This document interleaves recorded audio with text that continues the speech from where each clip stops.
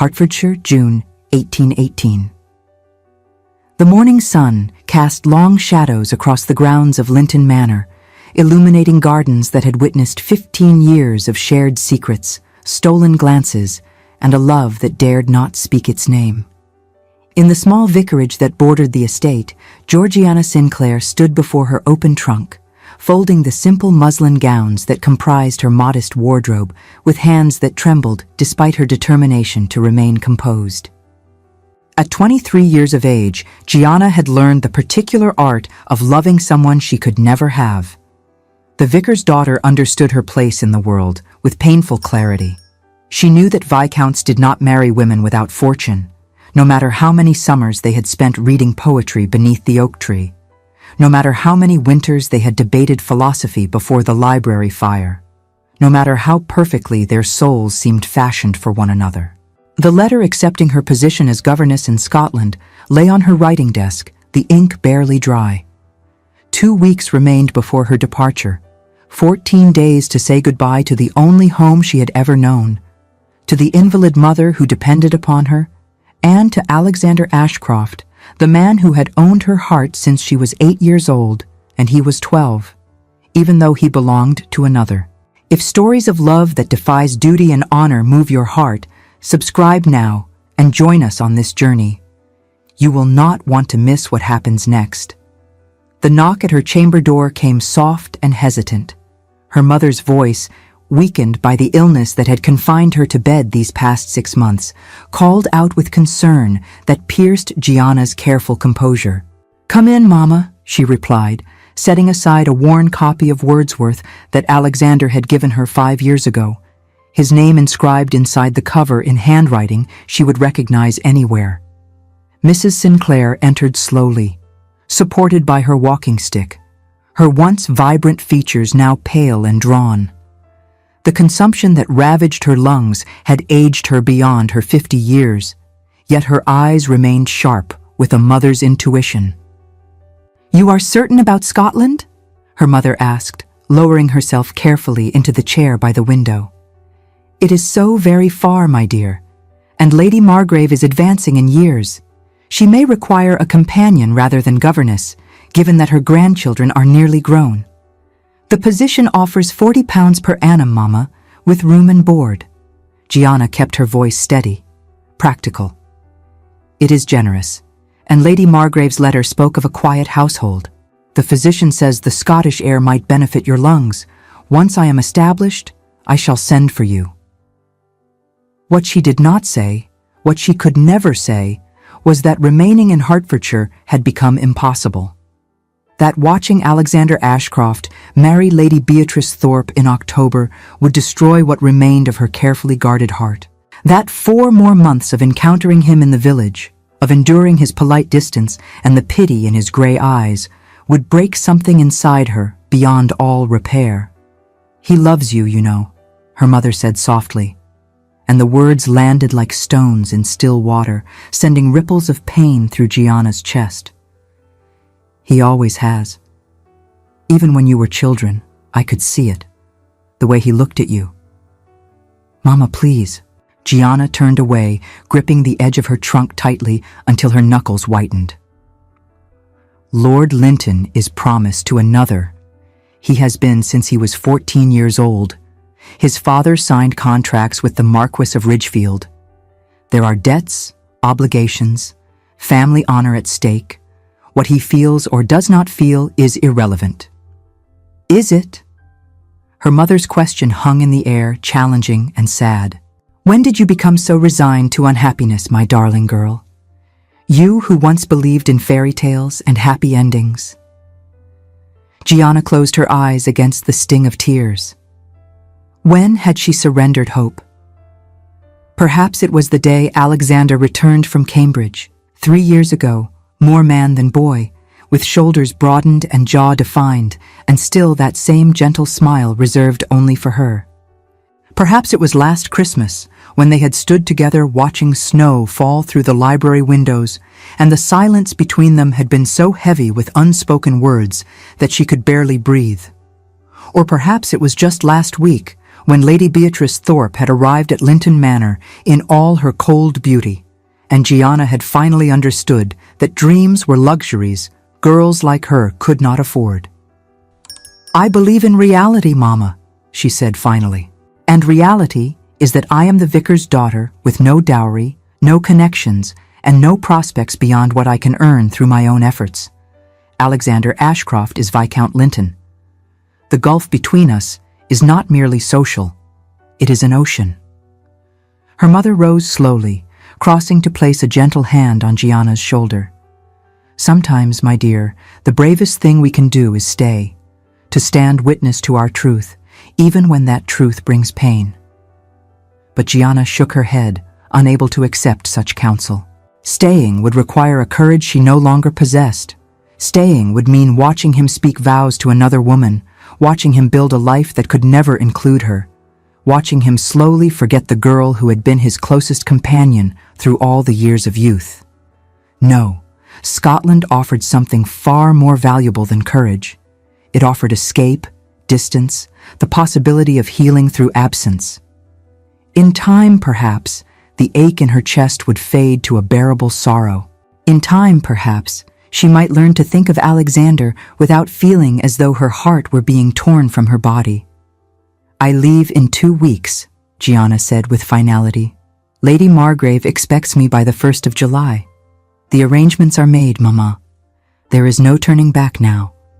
At Linton Manor, the atmosphere was far less peaceful. Alexander Ashcroft sat in his study, the same documents spread before him that had occupied his attention for 3 sleepless nights.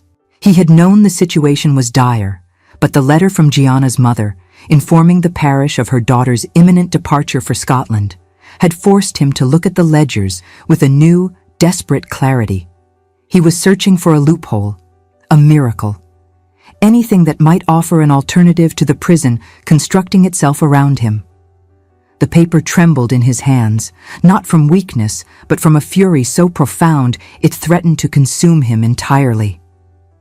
The letter before him was from his man of business in London, detailing financial matters that had come to light after his father's death 2 years prior. The late Viscount, it seemed, had been an even greater fool than Alexander had realized. The debts to the Marquess of Ridgefield were not merely substantial, they were catastrophic. The entire estate, every acre of Ashcroft land that had belonged to his family for 6 generations, hung by the thread of a marriage contract signed when Alexander was barely old enough to understand its implications. He had known about the betrothal, of course, had lived with that knowledge for 13 years, a weight that grew heavier with each passing season. But he had not known the extent of his father's fiscal irresponsibility, had not understood that refusing to honor the contract would mean not merely scandal, but complete financial ruin. The Marquess held notes of hand that could be called at any moment. Default would mean losing everything. Alexander poured a glass of brandy, his hand trembling slightly as the crystal chimed against the decanter. The liquor burned his throat, grounding him in the physical world while his mind raced through the implications. His mother would be left without income. His younger brother James, currently at Oxford, would be forced to abandon his studies. The servants who had served the family faithfully for decades would be turned out without references or pensions. The tenant farmers who depended upon Ashcroft lands for their livelihoods would face uncertainty and hardship. All of this hung upon his marriage to Lady Beatrice Thorpe, a woman he barely knew and certainly did not love. Alexander rose from his desk, crossing to the window that overlooked the gardens. From here he could just see the corner of the vicarage, the small stone building where Gianna lived with her ailing mother. How many times had he stood at this exact spot, watching for a glimpse of her? How many nights had he lain awake, remembering the feel of her hand in his, the sound of her laughter, the way her eyes lit with intelligence and humor when they debated some point of literature or philosophy? He had been 12 years old when he first understood that Gianna Sinclair was different from every other person in his world. They had been exploring the woods between their properties, and she had climbed a tree to rescue a fallen bird's nest, heedless of her dress or propriety, concerned only with saving the fragile eggs. He had watched her gentle hands carefully replace the nest in a sheltered branch, had seen the tears in her eyes when she worried the mother bird might reject it, and something had shifted inside him, fundamental and irrevocable. From that moment forward, she had been the measure against which he judged all others.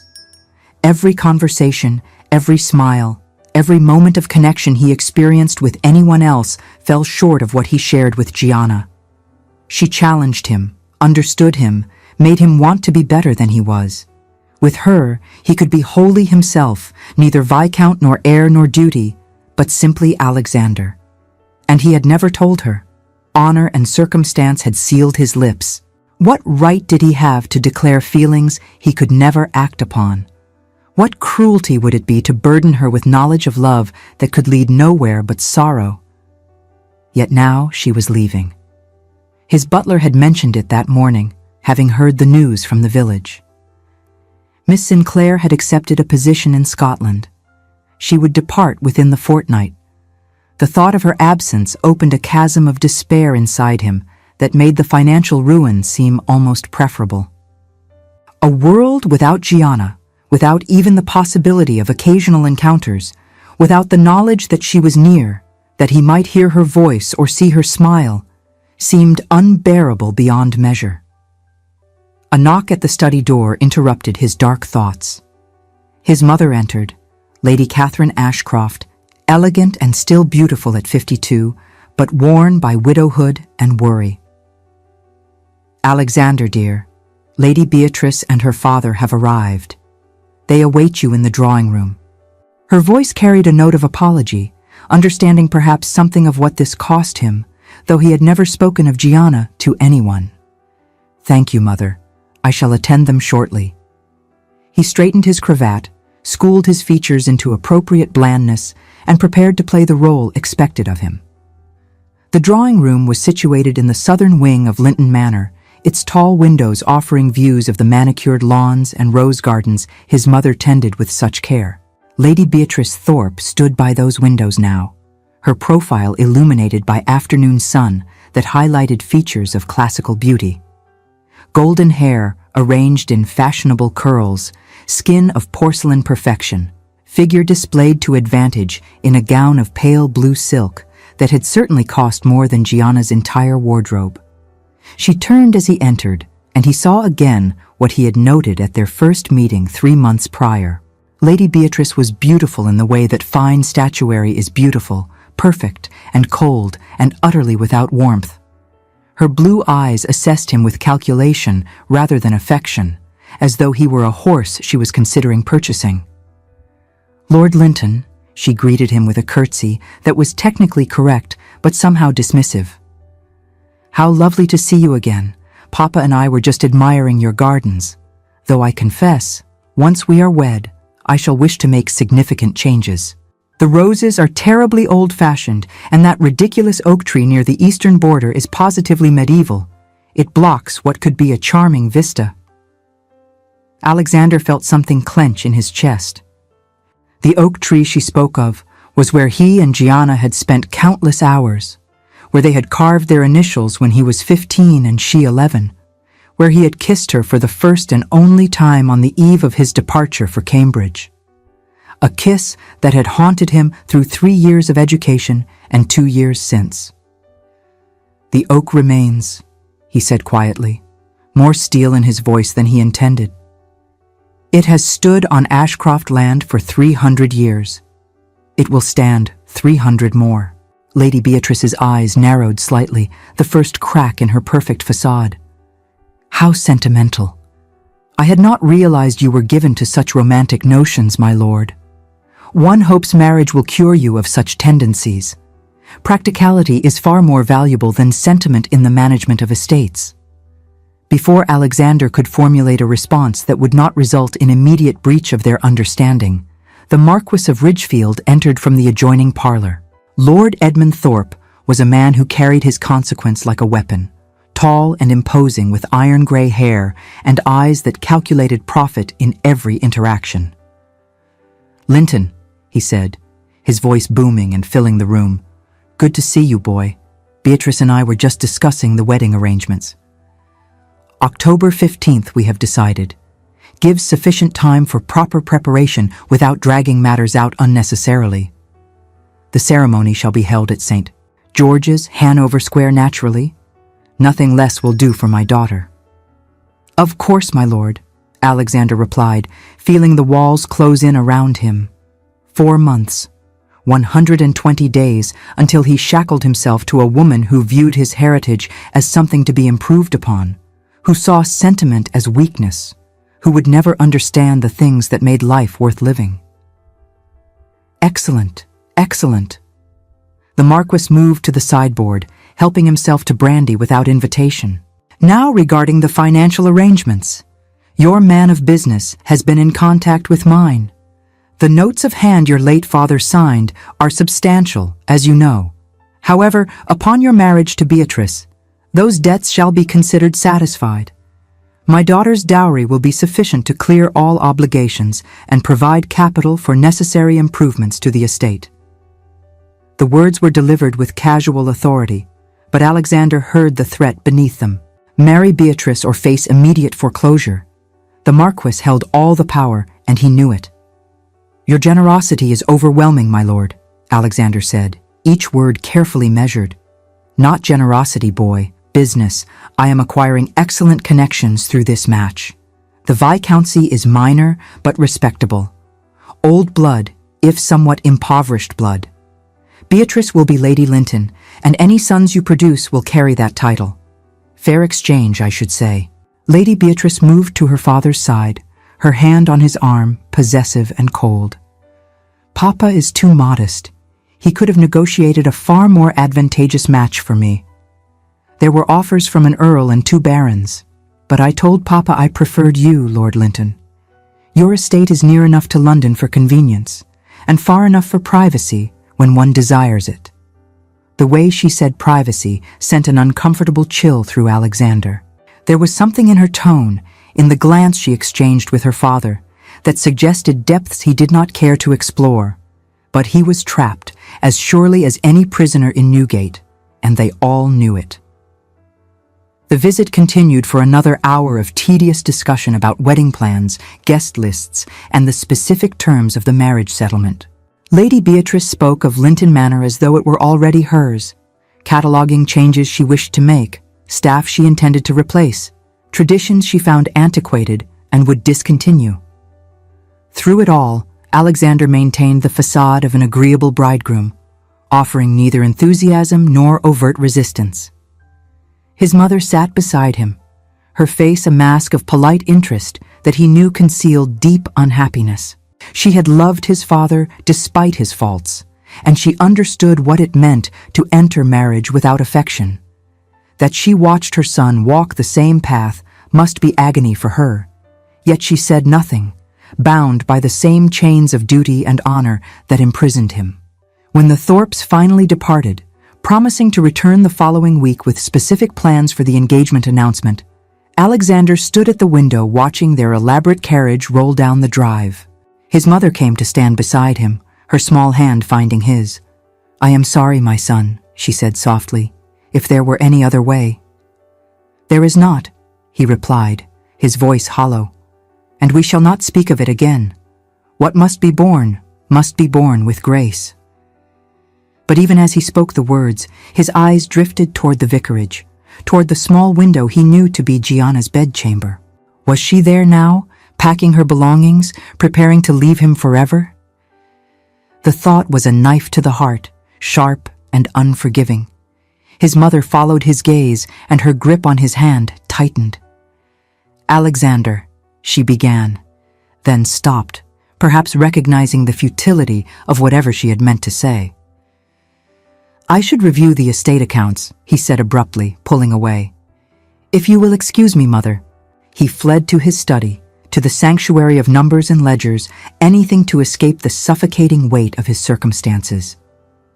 But even surrounded by accounts of crop yields and tenant payments, his mind returned relentlessly to Gianna, to the way her hair caught the sunlight, turning ordinary brown to rich mahogany, to her laugh, free and unguarded, to her mind, sharp and curious and endlessly fascinating, to everything he was about to lose. The sun was setting, painting the sky in shades of amber and rose, when his brother James burst into the study with the thoughtless energy of 17 years. "Alex, have you heard?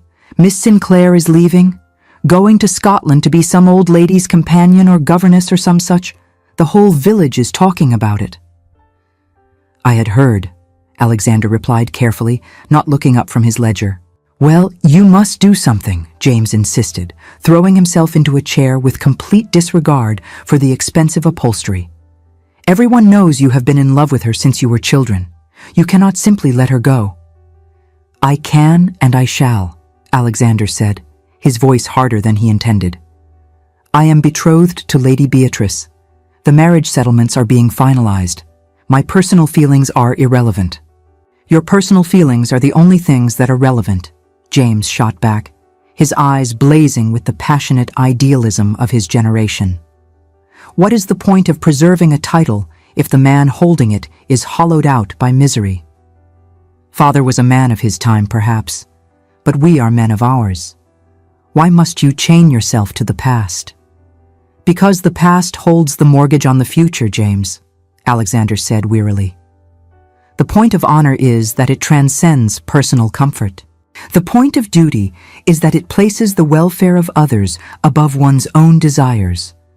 Our father's debts threaten not merely me, but our entire family, all our dependents.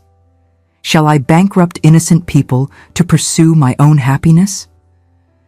"I would rather be poor and free than rich and shackled," James said bluntly. "Miss Sinclair deserves better than to be discarded because of a ledger, and you deserve better than Lady Beatrice, who I heard telling her maid that your library was excessive and could be converted to a ballroom." After his brother left, Alexander sat in darkness, watching moonlight silver the grounds outside his window. Somewhere across those gardens, Gianna was preparing to leave, and he, bound by honor and duty and the weight of generations, could do nothing but let her go. It was then that fate, as it sometimes does, chose to intervene in the most unexpected manner. The next morning brought Alexander to the village on estate business, meeting with his steward regarding repairs to tenant cottages. The work was routine, necessary, and thoroughly distracting until he encountered Gianna quite by accident on the high street. She emerged from the draper's shop carrying a small parcel, and the sight of her stopped him as surely as a physical blow. She wore a simple morning dress of pale green muslin, her hair arranged in a modest knot, and no jewelry save the small cross that had been her grandmother's. Lady Beatrice, in all her expensive finery, could not hold a candle to Gianna's natural grace and beauty. Their eyes met, and the world seemed to narrow to just the two of them, the busy street fading to insignificance. He saw emotions flicker across her expressive face: surprise, pleasure, pain, resignation, all in the space of a heartbeat. "Lord Linton," she said, dropping into a curtsy that felt like distance, like goodbye. "Miss Sinclair," he replied, hearing his own voice emerge too formal, too cold, every syllable a lie.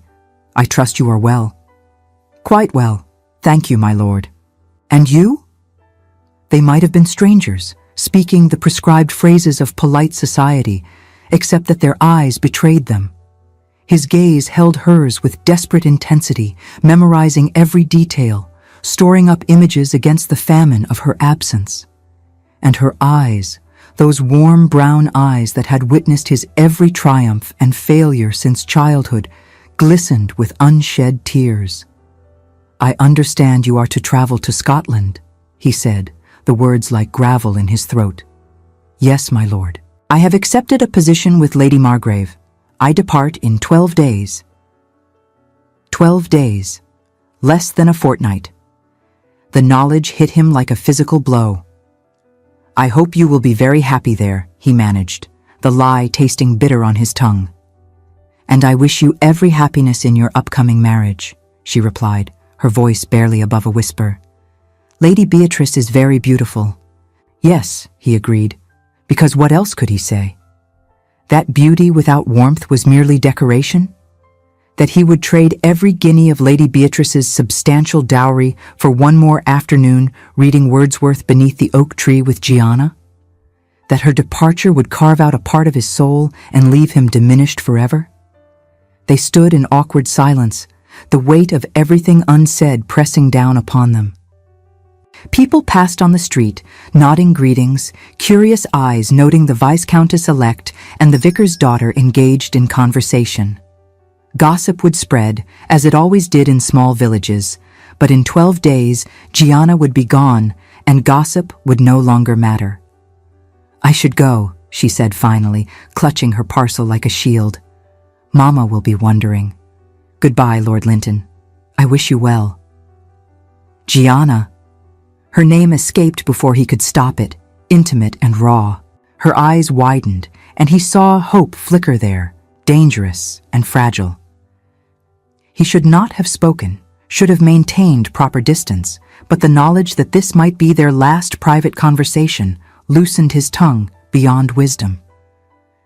"I want you to know that our friendship has meant everything to me. You have been the truest companion I have ever known. I shall never forget that."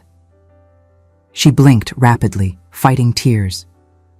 "Nor shall I forget, my lord. You have been the best part of my life here. I hope someday you will find happiness." Then she was gone, disappearing into the crowd with quick steps that spoke of flight. Alexander stood rooted, watching her retreat, feeling as though his heart walked away with her. "Quite touching," a cold voice said beside him, and he turned to find Lady Beatrice observing the scene with narrowed eyes. She had approached while his attention was fixed on Gianna, and her expression suggested she had witnessed far too much. "The vicar's daughter, is she not? I have heard she is leaving for Scotland. Most appropriate. One cannot have former attachments lingering about, creating awkwardness." "Miss Sinclair is a family friend," Alexander said carefully.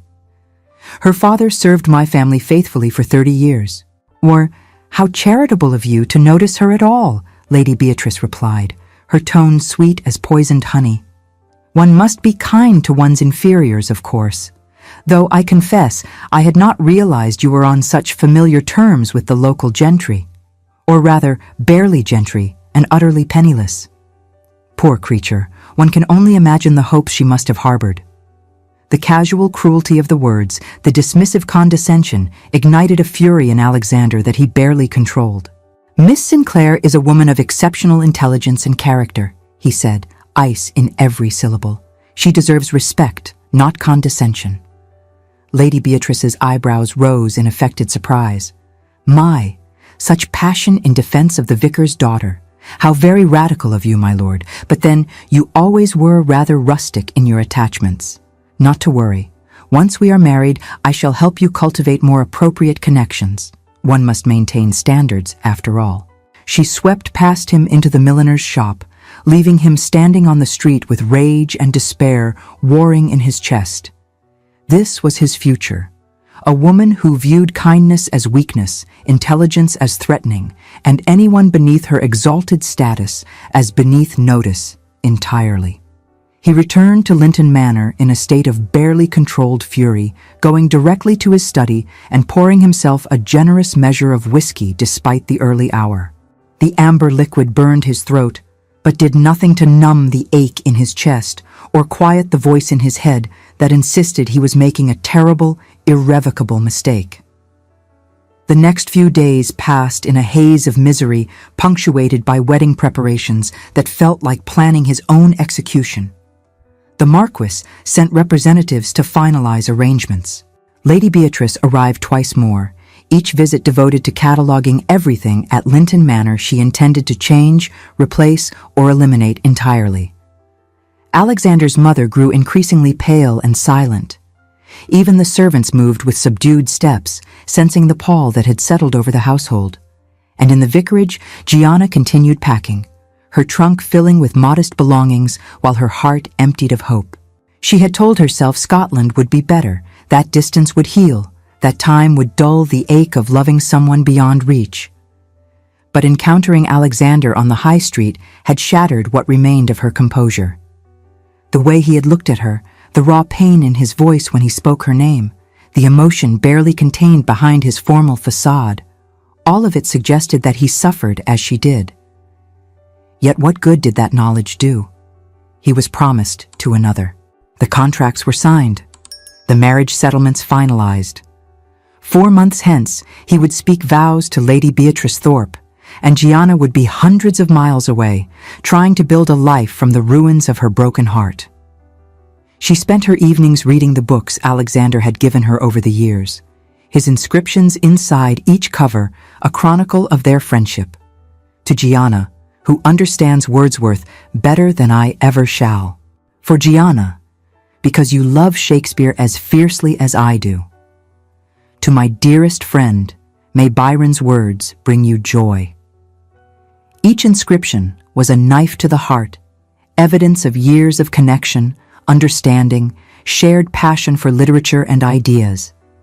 She had kept every note he had ever written her, every small gift, every pressed flower from walks in the woods. Childish treasures, perhaps, but they were all she had of him. Those and memories that would have to sustain her through decades of lonely spinsterhood, because after loving Alexander Ashcroft, how could she ever accept another man? 8 days remained until her departure when Lady Beatrice paid a visit to the vicarage. Gianna was reading to her mother when their maid, looking flustered and worried, announced that Lady Beatrice Thorpe requested an audience with Miss Sinclair. Gianna's first instinct was to refuse, to plead illness or prior engagement, any excuse to avoid this encounter. But curiosity and something like dread drew her to the small parlor where Lady Beatrice waited, examining their modest furnishings with barely concealed disdain. Miss Sinclair, Lady Beatrice greeted her without rising, a deliberate slight that established hierarchy. How kind of you to see me. I shan't keep you long. I simply wish to have a brief word before your departure. Gianna remained standing, refusing to be intimidated in her own home. How may I help you, Lady Beatrice? It is more how I may help you, Lady Beatrice replied, her smile cold and calculating. You see, I have observed Lord Linton in your company. I have noted the way he looks at you, and while such provincial attachments are touching in their way, they are also quite inconvenient. Heat flooded Gianna's face, but she held Lady Beatrice's gaze. I am sure I do not know what you mean, my lady. Lord Linton and I are childhood acquaintances, nothing more. Oh, do not play innocent with me, Lady Beatrice said, irritation cracking her polished facade. I am not a fool, whatever you may think. There is history between you, perhaps even sentiment. But let me be quite clear, Miss Sinclair. Lord Linton belongs to me, the contracts are signed, the arrangements made.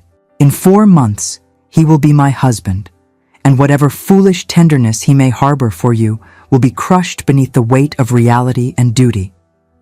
I am leaving for Scotland, Gianna said, her voice trembling despite her efforts at control. You need not concern yourself with me, Lady Beatrice. I shall be gone from Lord Linton's life entirely. Indeed you shall, Lady Beatrice agreed, rising. And I came here today to ensure you understand why that is necessary. You are nobody, Miss Sinclair, the daughter of a country vicar, possessed of neither fortune nor connections. You could never make Alexander happy. You would drag him down to your level rather than lift him to mine. It is better this way, you see.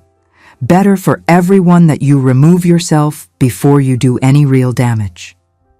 The words struck like physical blows, each one landing on vulnerabilities Gianna had spent years trying to armor.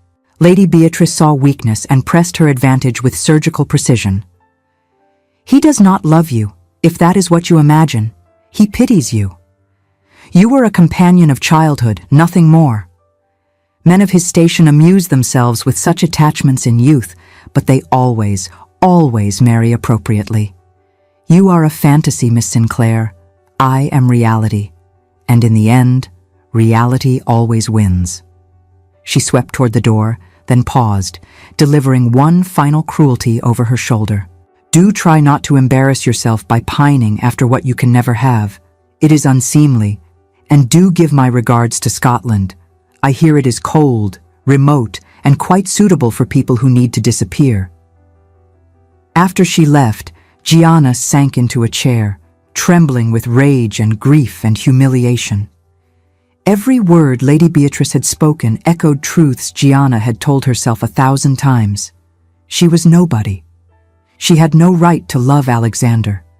Her presence was inconvenient, inappropriate, unwanted. Yet beneath the pain, a spark of fury ignited. Lady Beatrice had made one critical error. She had revealed her fear.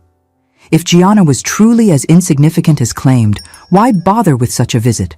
Why go to the effort of ensuring her departure? The answer was obvious and strangely empowering. Lady Beatrice was afraid. Afraid that Alexander's feelings for Gianna were genuine. Afraid that sentiment might triumph over duty. Afraid, perhaps, that her expensive beauty and impressive dowry might not be enough to win a heart that belonged elsewhere. The realization changed nothing, of course. Gianna would still leave for Scotland. Alexander would still marry Lady Beatrice. But she would depart knowing that what she and Alexander had shared was real, was deep, was powerful enough to threaten even an arranged marriage backed by debt and duty. That evening, unable to bear the confines of the vicarage, Gianna walked to the oak tree, to the place where she and Alexander had spent countless hours of their youth. The tree stood ancient and majestic, its branches spread wide, its trunk scarred by time and weather, and the initials 2 children had carved 15 years ago. She traced those initials now, AS and GS, intertwined within a heart. They had been so young then, so innocent, unaware of the complications that awaited them. She remembered the day clearly. Alexander had produced his knife, grinning with boyish pride, and declared that they should mark their friendship forever. She had been 8 years old and thought him terribly dashing and brave. "I knew I would find you here," a voice said behind her, and she spun to find Alexander standing at the edge of the clearing, moonlight silvering his features and turning his gray eyes to mercury. Her heart, that traitorous organ, leapt at the sight of him. "Lord Linton, you should not be here. It is improper for us to meet alone." "Many things I do lately are improper," he replied, moving closer. "One more transgression will hardly matter. Lady Beatrice visited you today." It was not a question, and Gianna's cheeks burned with remembered humiliation. "Yes, my lord. She wished to ensure I understood my place." "Which is?" he asked, and there was something dangerous in his voice, something barely controlled. "Nowhere near you," Gianna replied, forcing steadiness into her tone. She made quite clear that I am inappropriate, unsuitable, and inconvenient. "She had no right," Alexander said, fury evident now. "No right to treat you with such disrespect, to speak to you in such manner. I shall demand she apologize." "Please do not," Gianna said quickly. "It would only make matters worse. She is to be your wife, Alexander. You must maintain harmony with her. My feelings are irrelevant." He flinched at her use of his given name, the familiar form they had used as children, but which propriety now forbade.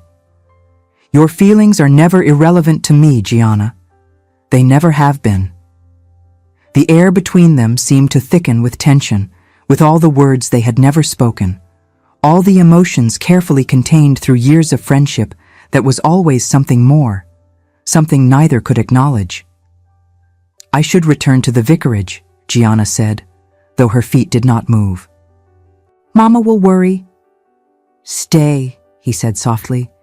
"Just a few more moments. In 6 days you leave, and I may never see you again.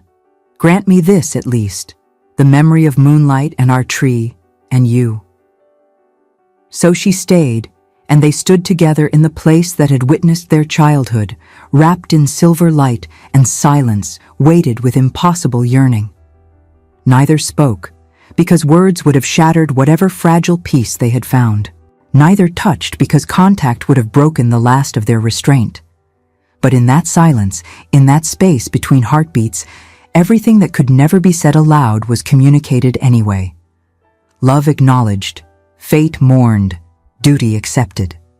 hearts broken but not defeated, because some loves survive even when they cannot triumph. When Gianna finally whispered goodnight and fled back to the vicarage, Alexander remained beneath the oak tree until dawn, watching the place where she had stood, memorizing the ghost of her presence, storing up this memory against the long years ahead when memory would be all he had. What neither of them knew, what neither could have possibly anticipated, was that even then, forces were moving that would tear apart all their careful resignation. Lady Beatrice Thorpe had plans of her own, plans that had nothing to do with love or duty or honor, and everything to do with ambition, desire, and secrets that would soon come to light in the most explosive manner imaginable. 5 days before Gianna's scheduled departure, Alexander traveled to London on estate business, meeting with his man of affairs regarding final details of the marriage settlements. The journey was necessary but unwelcome, taking him away from Linton Manor at a time when every remaining hour felt precious, when each day brought Gianna closer to permanent absence. The offices of Whitmore and Associates occupied a respectable building near Lincoln's Inn Fields, all dark wood paneling and the scent of leather and old paper. Mr. Whitmore himself, a man of middle years with shrewd eyes and methodical habits, laid out documents that would bind Alexander's future as surely as any chains. "Everything appears in order, my lord," Whitmore said, pushing the papers across his desk. "Upon your marriage to Lady Beatrice Thorpe, all debts to the Marquess of Ridgefield will be satisfied. The dowry, as stipulated, will be deposited to your account immediately following the ceremony. It is, if I may say so, a most advantageous arrangement from a financial perspective." "Quite," Alexander agreed hollowly, reaching for the pen to sign away what remained of his autonomy. "Although," Whitmore continued, a note of hesitation entering his voice, "there is one small matter that has come to my attention. Quite by accident, I assure you.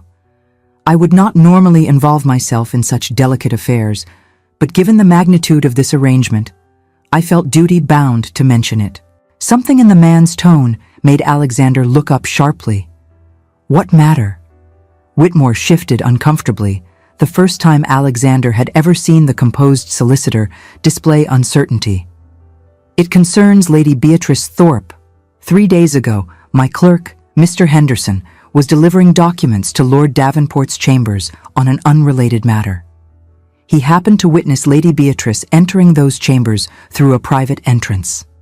Alone. She remained for several hours. The words hung in the air, their implications staggering. Lord Charles Davenport was a man of reputation, handsome and charming and notorious for affairs with married women. That an unmarried lady of quality would visit his chambers alone was scandalous beyond measure, if true. "Your clerk is certain?" Alexander asked, his mind racing. "He is quite certain, my lord. Furthermore, Mr. Henderson is a meticulous man." He noted the time in his ledger and saw that she dropped a glove upon entering, which Lord Davenport's footman retrieved, but did not return. "He felt compelled to inform me, though I recognize it is not my place to involve myself in personal matters." Alexander sat back, his thoughts in turmoil.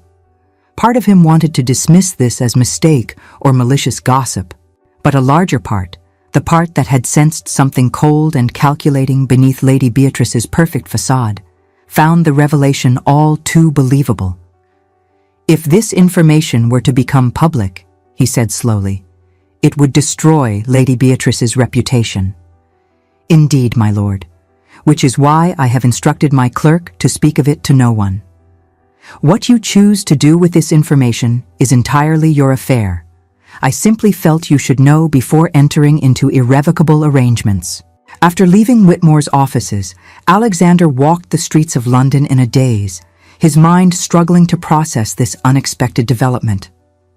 If Lady Beatrice was engaged in an affair, if she had a lover she preferred, then perhaps she was as unhappy with their arranged marriage as he was. But why then had she not broken the betrothal herself? The answer came to him with sudden clarity. The title. Lady Beatrice wanted to be Viscountess Linton. She wanted the status, the independence that came with being a married woman, the freedom to conduct her affairs with greater discretion. Marriage to Alexander served her purposes while allowing her to continue whatever attachment she had formed with Lord Davenport. The realization was simultaneously insulting and liberating. She no more wanted this marriage than he did. They were both prisoners of circumstance, familial obligation, and financial necessity. Except that she had found a way to pursue her own happiness within the constraints, while honor demanded he surrender his entirely. Unless. The thought was dangerous, radical, possibly disastrous. But once formed, it would not be dismissed. What if he confronted her? What if he proposed an arrangement of his own? If Lady Beatrice's heart lay elsewhere, if she was conducting an affair in defiance of propriety and expectation, then perhaps there was room for negotiation. Perhaps there was a path that did not require either of them to sacrifice love on the altar of duty. The idea was mad, certainly. Scandalous beyond measure. Yet as he walked through Mayfair, past elegant townhouses where the ton resided in comfortable hypocrisy, conducting their affairs and maintaining their facades, the madness began to seem like wisdom. He spent the night at his club, unable to sleep, planning what he would say, how he would approach this impossible conversation. By dawn, he had reached a decision that felt both terrifying and inevitable. He would confront Lady Beatrice. He would offer her freedom in exchange for his own. And if she refused, if she insisted on proceeding with their marriage despite her attachment elsewhere, then he would know honor demanded he continue as planned. But if she agreed, if there was any chance at all of escaping this gilded cage, then perhaps there might yet be hope. Not just for him, but for Gianna. For the future, they might still salvage from the wreckage of obligation and circumstance. He returned to Linton Manor the following afternoon, his determination solidified by sleepless hours and desperate hope. A note awaited him, Lady Beatrice's elegant script, informing him that she would be at the estate the next morning for a final review of wedding arrangements. Perfect. He would have his opportunity then. That evening, unable to contain himself, Alexander walked to the oak tree, half hoping Gianna might be there, though he knew it was unlikely. The clearing was empty, but standing where they had stood together nights before gave him courage. This was for her, for them, for the possibility of love that society said was impossible, but his heart insisted was the only thing that mattered. He had always prided himself on honor, on duty, on meeting obligations regardless of personal cost. But perhaps there was a higher honor in refusing to live a lie. Perhaps duty to one's own heart, to genuine love and authentic happiness, trumped duty to contracts signed by fathers who gambled away the family fortune. The next morning, Lady Beatrice arrived in her elaborate barouche, dressed in riding habit of deep blue velvet that must have cost more than most families earned in a year. She greeted Alexander with her usual cool condescension, immediately launching into complaints about the wedding arrangements and demands for changes to the manor that grew more extensive with each visit. The library must be converted to a ballroom, she insisted as they walked through the public rooms. Who needs quite so many books? One should be dancing, not reading. And this drawing room is hopelessly dated. I shall have it completely redone in Egyptian style. Very fashionable now. Lady Beatrice, Alexander interrupted, his voice carefully controlled. I wonder if we might speak privately. There is a matter of some delicacy I wish to discuss. She looked at him with surprise that quickly shifted to wariness. Very well, my lord, though I cannot imagine what requires such privacy. He led her to his study, closing the door behind them with a finality that felt momentous. Lady Beatrice seated herself without invitation, arranging her skirts with practiced elegance, her expression one of bored curiosity. Well, she prompted, what is this matter of delicacy? Alexander remained standing, knowing that what he was about to say would either liberate them both or ensure his complete ruin. I am aware, he said carefully, that you have been conducting an association with Lord Charles Davenport. The color drained from Lady Beatrice's face, then flooded back in a furious blush. How dare dare you?" she said sharply, her voice rising. "What lies have you been told? Who has been spreading such vicious rumors?" "They are not rumors," Alexander replied, surprising himself with his own calm, though he bluffed slightly to strengthen his hand. "My solicitor's clerk has a log of your visits, and a glove you left behind was recovered. I have no interest in exposing you, Lady Beatrice. Quite the contrary. I wish to propose an arrangement that might benefit us both." "An arrangement?" She looked at him as though he had lost his mind. "You have discovered my alleged indiscretion, and now speak of arrangements. What sort of blackmail is this?" "Not blackmail. Liberation." He moved to his desk, gripping its edge for support as he voiced the plan that had consumed his thoughts for the past 2 days. "Lady Beatrice, be honest with me. Do you wish to marry me? Not for the title or the estate or the social position, but truly, do you wish to be my wife?" The question hung between them, and he saw emotions flicker across her usually composed features. Calculation, uncertainty, and beneath it all, a flash of genuine vulnerability. "What I wish is irrelevant," she said finally. "Papa has arranged this match. The contracts are signed. There is no escape for either of us." "There could be," Alexander insisted, hope rising despite the impossibility of what he proposed. "If you were willing." "Lady Beatrice, I do not love you. You do not love me. We are both prisoners of arrangements made by others. But what if there were another way?" "Speak plainly, Lord Linton. I am weary of riddles." "I wish to break our betrothal," he said bluntly. "I will assume full responsibility for the scandal. I will claim the decision was mine alone, sparing your reputation as much as possible. In exchange, I ask only that you convince your father to renegotiate the debts under less punitive terms. Not forgiveness, but reasonable repayment that does not require this marriage." Lady Beatrice stared at him as though he had suggested they both sprout wings and fly to the moon. "You are mad," she whispered. "Completely mad. Papa will never agree.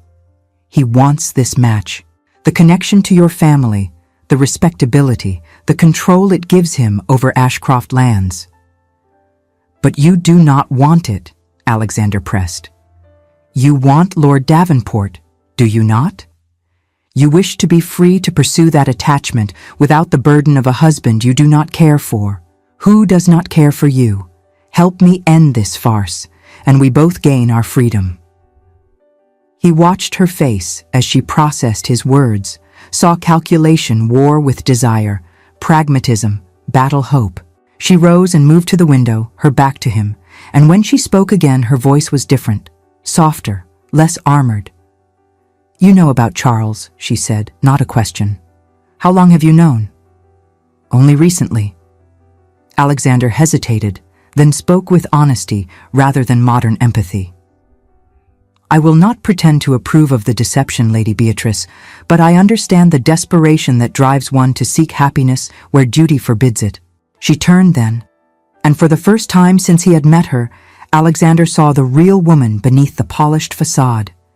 She looked younger, more vulnerable, and infinitely weary.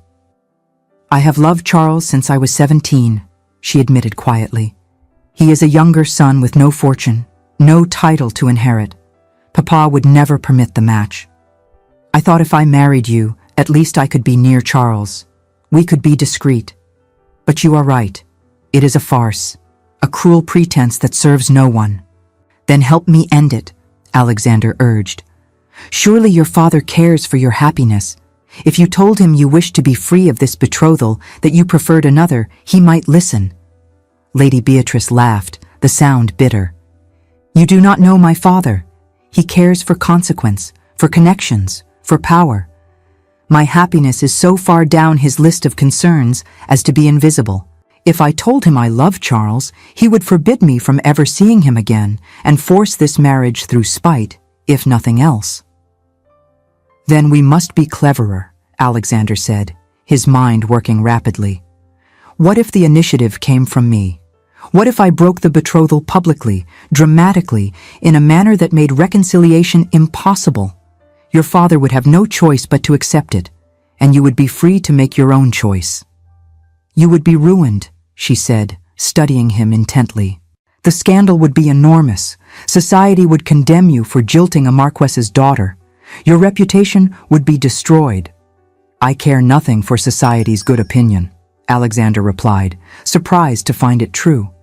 Reputation is cold comfort compared to living an honest life. If the price of freedom is scandal, I will pay it gladly. Lady Beatrice sank back into her chair, her expression thoughtful now rather than defensive. And what of your debts to Papa? He will call them immediately if you break the betrothal. You said yourself you cannot pay. I will sell lands, Alexander said, the words painful but necessary. Half the estate if needed. Enough to satisfy the debts or at least provide significant payment that your father cannot refuse. I will be diminished financially, but I will be free. We will both be free. They sat in silence, the magnitude of what he proposed settling over them like morning mist. It was madness, certainly, financially disastrous, socially catastrophic. And yet, as Alexander watched hope kindle in Lady Beatrice's eyes, he knew it was the only honorable path forward. If I agree, she said slowly, Charles and I could finally be together. Papa would be furious, but if the betrothal is broken, he cannot force another upon me immediately. There would be time for Charles to court me properly, for us to wear down Papa's resistance. Then you will help me? Alexander asked, hardly daring to believe. Lady Beatrice met his gaze, and for the first time he saw respect there, even a kind of friendship. You love someone else, she said, the vicar's daughter. I saw how you looked at her in the village. That is what this is truly about, is it not? Alexander did not deny it. Yes, he said simply. I have loved her since I was 12 years old. I have wasted years, bound by duty and honor and obligation. If there is any chance at happiness, any possibility of a life with her, I must take it, even if it means losing everything else. Then I will help you, Lady Beatrice said decisively. Not out of kindness, mind you. I am not suddenly reformed into some sentimental creature, but because I recognize in you the same desperation I feel. We are both prisoners seeking escape. If we can free each other, then why should we not? They spent the next hour planning, working out details of how the break would occur, how to minimize damage while maximizing the impossibility of reconciliation. It was agreed that Alexander would announce the decision publicly at a dinner party his mother was hosting in 3 days, an event to which the Marquess and Lady Beatrice were invited along with half the county. The very public nature of the break would make it impossible for the Marquess to quietly smooth things over or force the marriage through private pressure. After Lady Beatrice departed, Alexander sat in his study, feeling as though he had leapt from a cliff and had not yet determined whether he would fly or fall. The path ahead was fraught with danger and uncertainty, but for the first time in years he felt alive with purpose beyond mere duty. There remained, however, one crucial matter. He must speak with Gianna before the dinner party, before events moved beyond his control. She deserved to know what he planned, deserved to understand that everything he was about to risk was for the possibility, however slender, of a future with her. That evening, Alexander walked to the vicarage and requested an audience with Miss Sinclair. The elderly maid showed him to the small parlor where Gianna waited, confusion and concern evident in her expression. "Lord Linton," she said, rising. "Is something wrong? Has something happened to your mother?" "Mother is well," he assured her. "But I needed to speak with you urgently. What I am about to tell you must remain in confidence. Can you promise me that?" "Of course," Gianna replied, though worry deepened in her eyes. "Alexander, you are frightening me. What is this about?" He took a deep breath, knowing that what he was about to reveal might change everything between them or might change nothing, but either way, the truth must be spoken. "I am breaking my betrothal to Lady Beatrice." Gianna stared at him as though he had announced the sky was falling. "You are what?" "Alexander, that is impossible." The debts, the contracts, your family's future depends on that marriage." "I am aware of all that," he said quietly. "And I am proceeding anyway. In 3 days, at my mother's dinner party, I will announce publicly that the betrothal is ended. I will take full responsibility for the scandal. I will sell half the estate to pay the Marquess what I can, and I will face whatever consequences come." "But why?" Gianna asked, her voice breaking. "Why would you do something so destructive, so ruinous?" Alexander moved closer, close enough to see the flecks of gold in her brown eyes, close enough to breathe her scent of lavender and sunshine and home. "Because I cannot marry her, Gianna. Because I have loved you since I was 12 years old and you were 8 and climbed a tree to save a bird's nest. Because every moment of every day for 15 years you have been the measure against which I judge all things. Because a life without you is not a life worth living." Tears spilled down her cheeks unchecked. "You are sacrificing everything," she whispered. "Your fortune, your reputation, your family's security. For what? For the impossible dream that I, a penniless vicar's daughter, could somehow be acceptable as your wife?" "Not impossible," he insisted, taking her hands in his. "Propriety be damned. Difficult, yes, scandalous, certainly, but not impossible. Gianna, I am not asking you to decide anything now. I am simply asking you to stay. Do not leave for Scotland. Stay, and let me prove that love is worth every sacrifice. Let me show you that together we can build a life that matters more than fortune or status or society's approval." "You will be ruined," she said, but he heard hope beneath the protest. "They will cut you. Your friends will abandon you. You will lose half your lands." "I will have you," he countered. "Everything else is negotiable." They stood there in the small parlor, hands clasped, hearts racing, while the weight of his declaration settled around them like snow. Gianna searched his face, looking for doubt or second thoughts, but found only certainty and desperate hope. "I love you," she finally whispered. "I have always loved you, but Alexander, I am terrified. Terrified that you will come to regret this choice, that you will wake one day and resent the poverty I have brought you, the scandal I have caused. I could not bear to be the instrument of your unhappiness." "You could never be that," he said fiercely. "Gianna, marrying Lady Beatrice would have made me miserable every day for the rest of my life. Breaking that betrothal is not sacrifice. It is salvation. With you, I have a chance at genuine happiness. Without you, I have nothing that matters." She closed her eyes, tears streaming freely now, and he saw the moment she chose hope over fear, love over prudence. When she opened her eyes again, they shone with decision. "Then I will stay," she said. "I will cancel my journey to Scotland, and I will wait, Alexander. I will wait and hope and pray that everything you believe is possible comes to pass." He wanted to kiss her then, wanted it with an intensity that made his hands tremble. But they were not yet free, not yet beyond the reach of scandal and consequence. So instead, he raised her hands to his lips, pressing kisses to her knuckles with reverence and promise. "3 days," he said. "In 3 days, I will begin the process of setting us both free. And when the dust settles, when the worst of the scandal has passed, I will court you properly. I will ask your mother's permission, though I have no fortune to offer you beyond half an estate and a damaged reputation. And I will pray that you will accept me anyway." "I would accept you if you had nothing but the clothes on your back," Gianna replied through tears.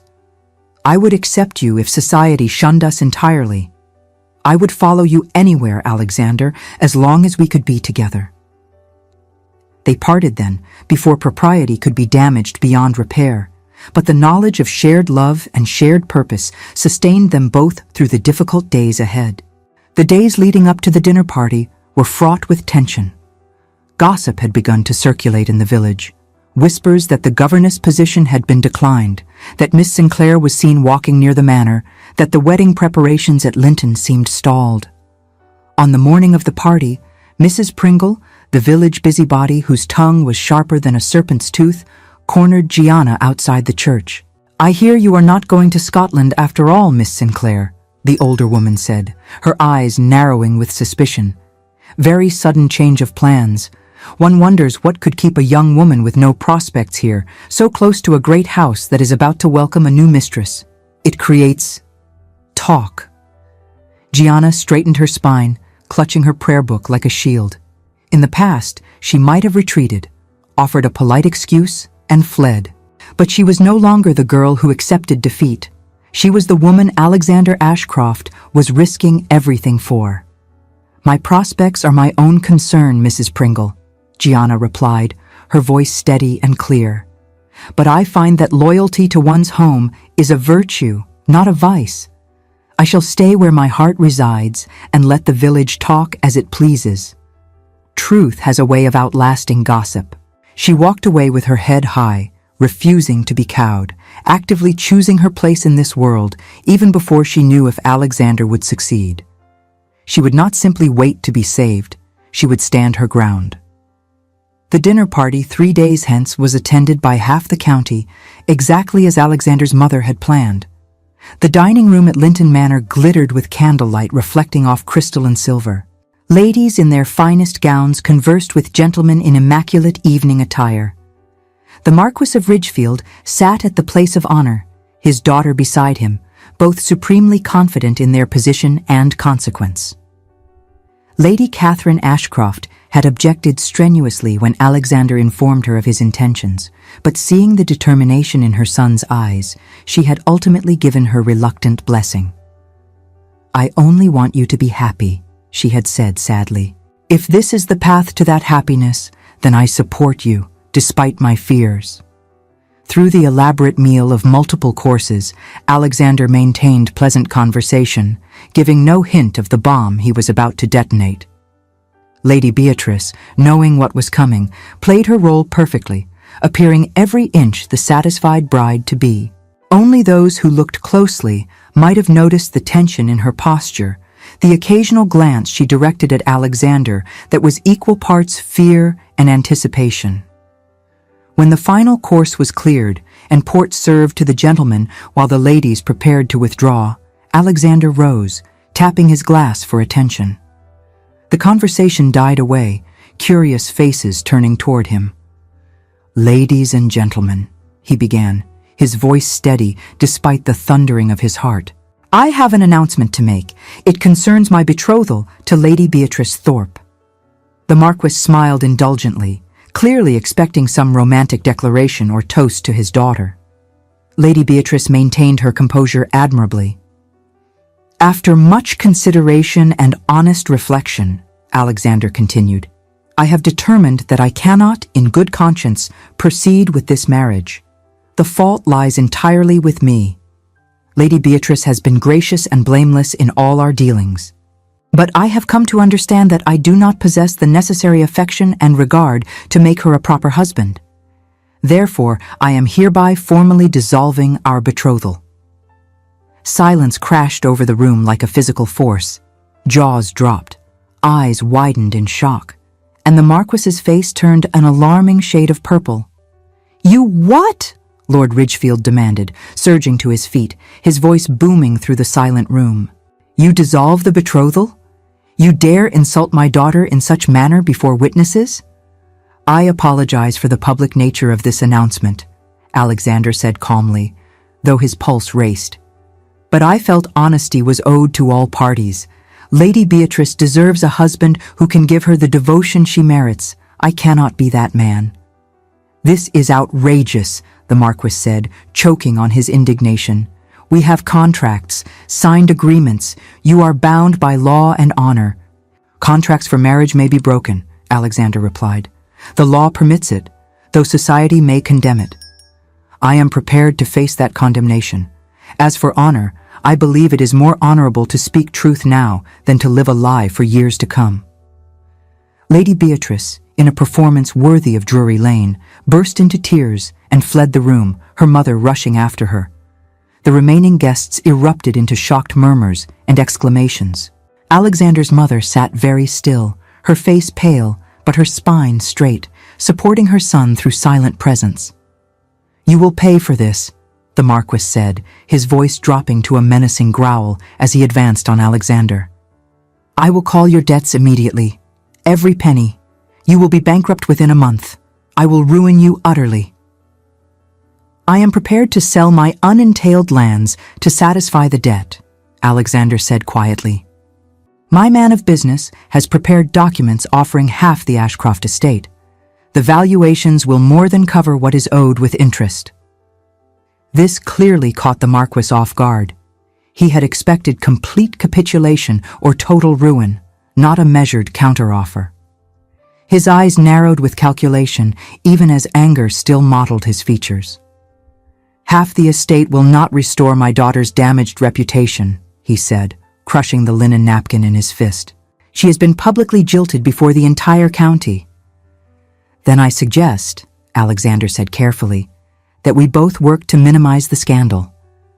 Let it be known that the decision was mutual, that incompatibility was recognized on both sides, that we part with respect and good wishes for each other's future happiness. Lady Beatrice's reputation need not suffer if we handle this with discretion going forward." The Marquess looked as though he wished to strangle Alexander with his bare hands, but the practical implications of the offer were clearly penetrating his fury. Half the Ashcroft estate represented significant value, and if scandal could be minimized through careful messaging, his daughter's position in society might be salvaged. "This is not over," Lord Ridgefield said finally. "You will hear from my solicitors, and Lord Linton, you have made a powerful enemy this day." "I regret that," Alexander replied honestly, "but my decision stands." The dinner party dissolved into chaos, guests departing with hurried farewells and barely concealed excitement at having witnessed such spectacular drama. By morning, the story would be all over the county. By week's end, all of London would know that Viscount Linton had jilted the Marquess of Ridgefield's daughter. Alexander found his mother in her sitting room after the last guest had departed. She looked exhausted, but met his eyes with understanding rather than recrimination. "I hope she is worth it," Lady Catherine said quietly. "This girl you have sacrificed so much for." "She is worth everything and more," Alexander replied. "Will you receive her, mother? When the time comes, will you welcome Gianna as your daughter?" His mother smiled sadly. "If she makes you happy, if she stands beside you through the difficulties ahead, then I will welcome her with all my heart. Though I warn you, son, those difficulties will be considerable. Society will not forgive this easily." "I know," Alexander said, "but I would rather face social condemnation with Gianna beside me than enjoy society's approval shackled to a woman I could never love." The following weeks proved his mother's warnings prophetic. The scandal was enormous, talked of in every drawing room and gentleman's club in England. Alexander was cut by former friends, disinvited from events, subjected to cold shoulders and deliberate slights. Letters arrived daily, some supporting his decision, but more condemning his dishonorable behavior toward Lady Beatrice. The Marquess's solicitors were ruthless in their negotiations over the sale of Ashcroft lands. In the end, Alexander was forced to part with more than half the estate, retaining only the manor house and immediately surrounding properties. The financial loss was staggering, his income reduced by more than half. But the debts were satisfied. The Marquess could not touch what remained, and Alexander was finally free. Through it all, Gianna waited in the vicarage, enduring her own share of scandal and speculation. The village quickly deduced that she was the cause of the broken betrothal, and opinions were sharply divided. Some admired the romance of it, while others condemned her as a scheming fortune hunter who had entrapped a viscount through improper means. 1 month after the disastrous dinner party, when the worst of the immediate scandal had subsided to mere persistent gossip, Alexander called upon Mrs. Sinclair with formal intent. He arrived in mourning attire, carrying flowers from his mother's garden, and requested an audience with the lady of the house. Mrs. Sinclair received him in the parlor, her invalid's chair positioned near the window, where she could enjoy the summer sunlight.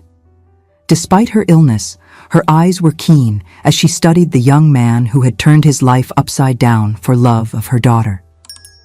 "Lord Linton," she greeted him, "I wondered when you would come." "Mrs. Sinclair," he replied, bowing respectfully before taking the seat she indicated.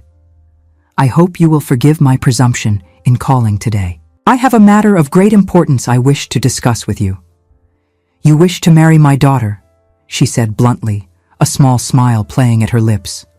"I am not so oblivious as to mistake your intentions, my lord." "I do," Alexander confirmed, relief washing through him at her directness. "I love Gianna with all my heart. I have loved her since we were children. I realize I have little to offer now. My estate is diminished, my reputation damaged, my prospects uncertain. But what I can offer is unwavering devotion, honest affection, and a determination to build a life with her that has meaning beyond material wealth." Mrs. Sinclair regarded him for a long moment, her expression unreadable. Then she sighed, a sound weighted with both satisfaction and sorrow. "You have loved her well," she said finally.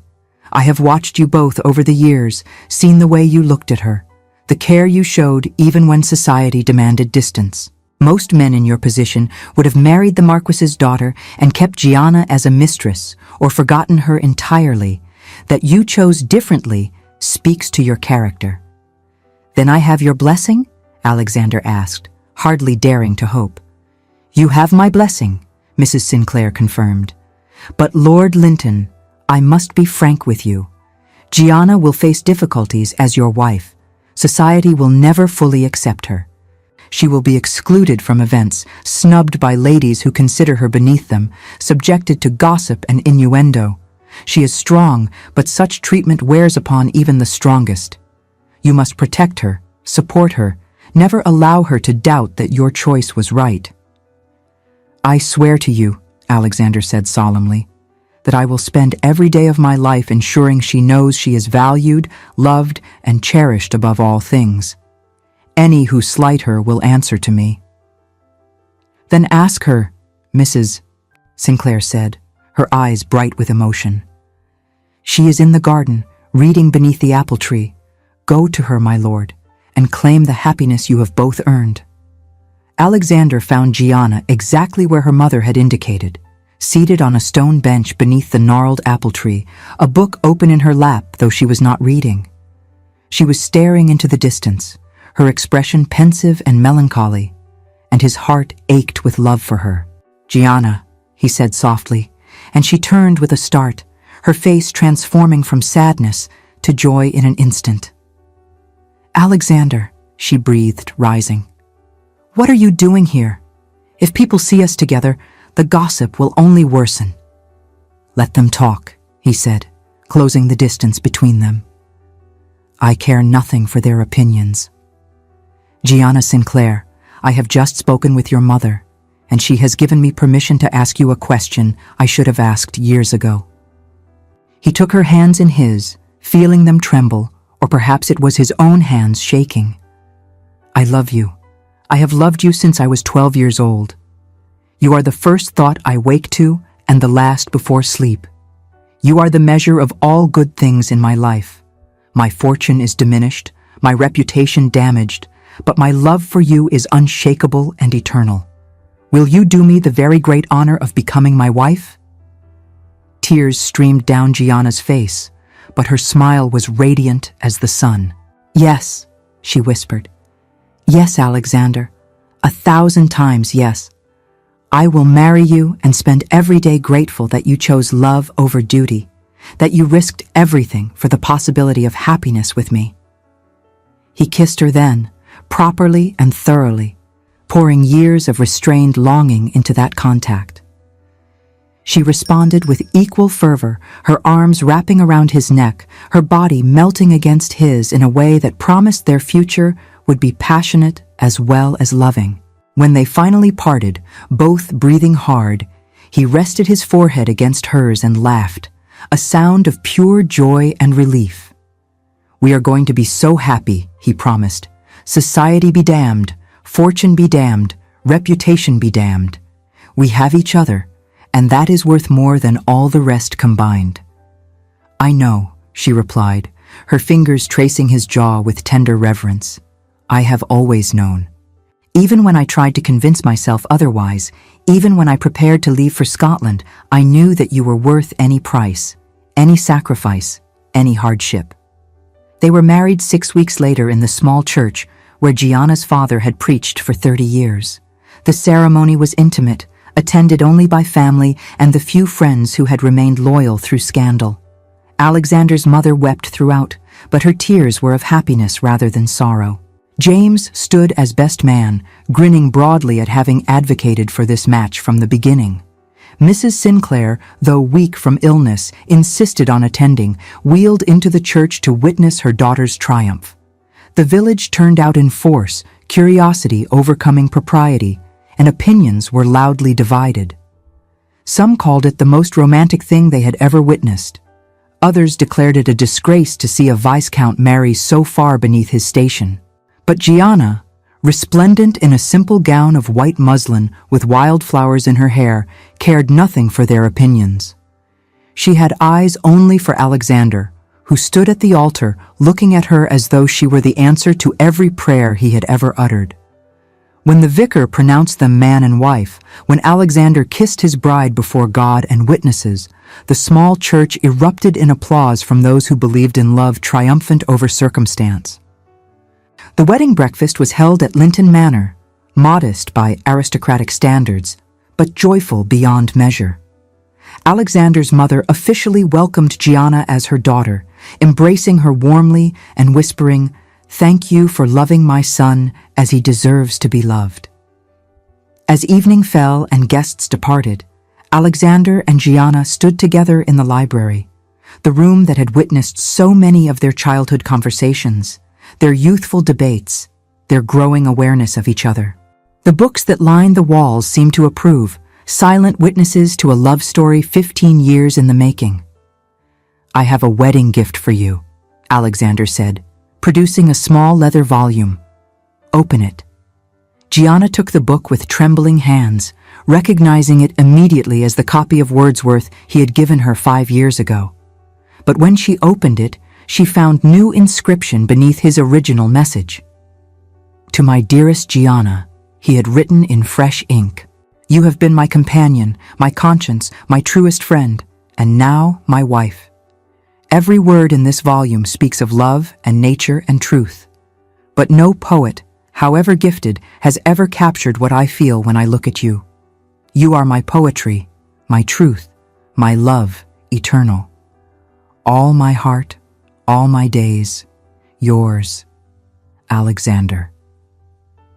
15 years ago, he said softly, "I carved our initials in the oak tree because I wanted to mark something permanent, something that would outlast childhood and remain forever.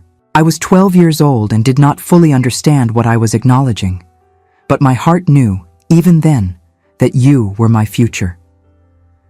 "And I was 8 years old," Gianna replied, tears in her eyes, "thinking only that I wanted to remember that perfect afternoon forever.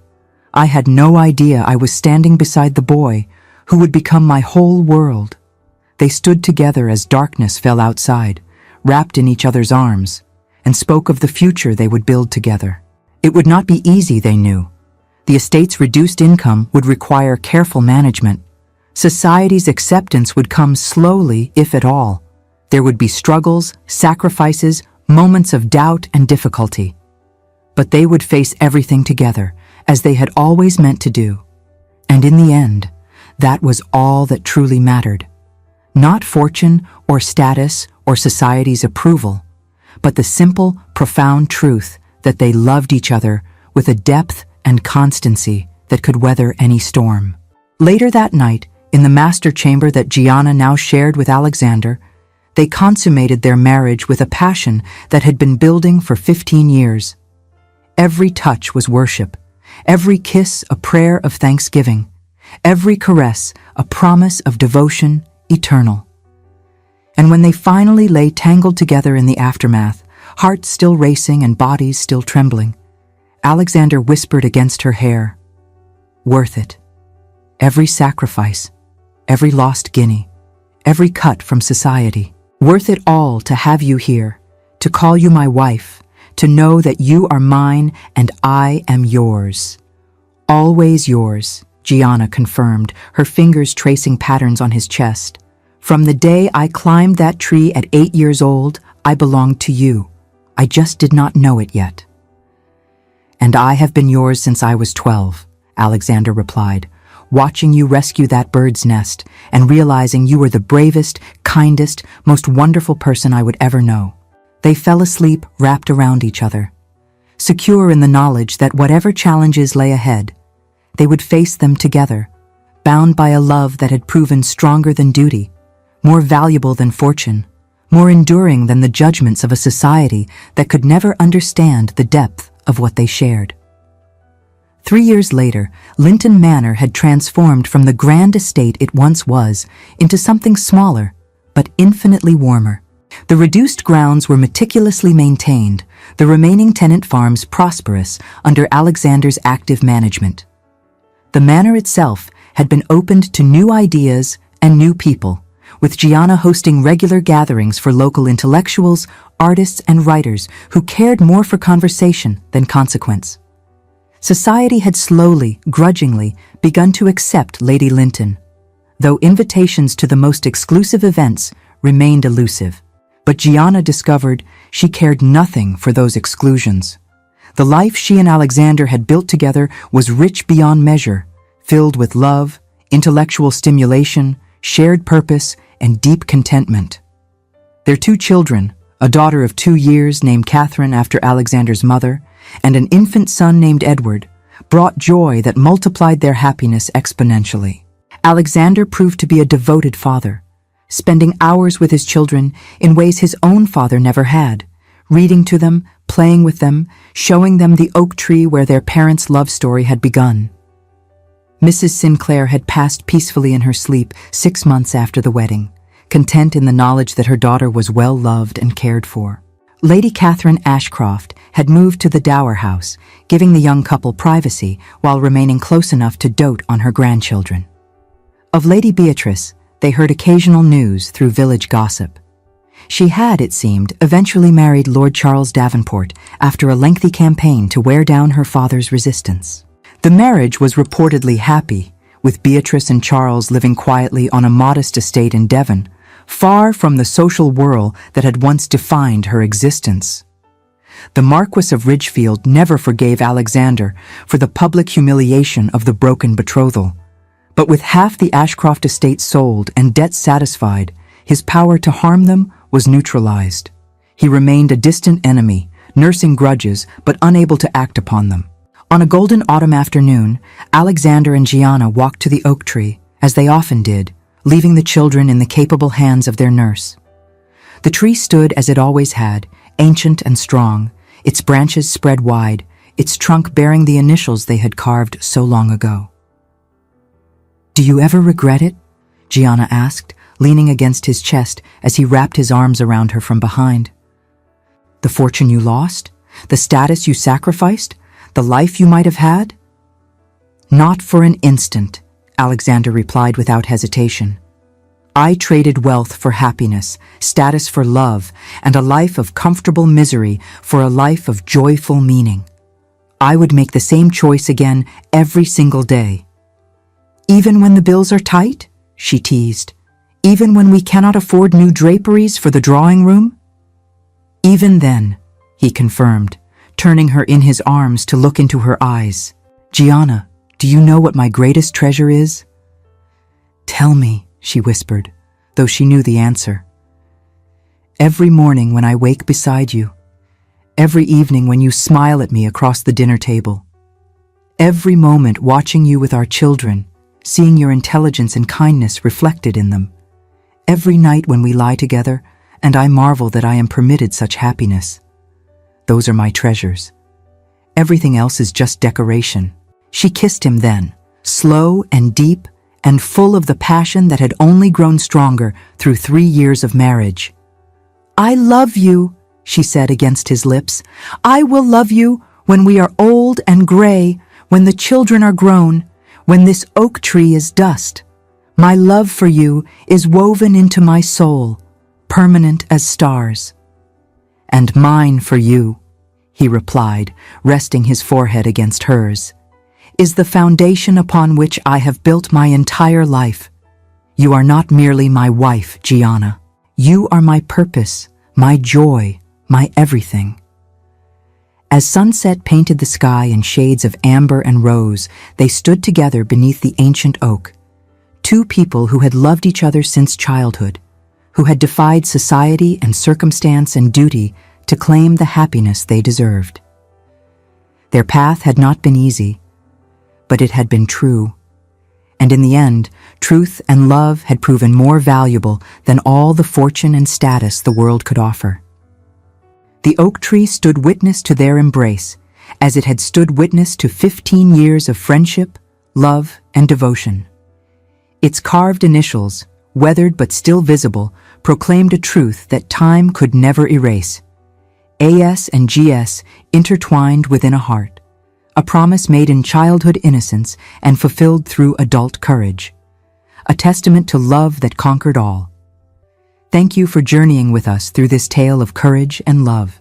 If you believe in second chances and stories that touch the soul, subscribe now and share this with someone special. Together, we keep these stories alive.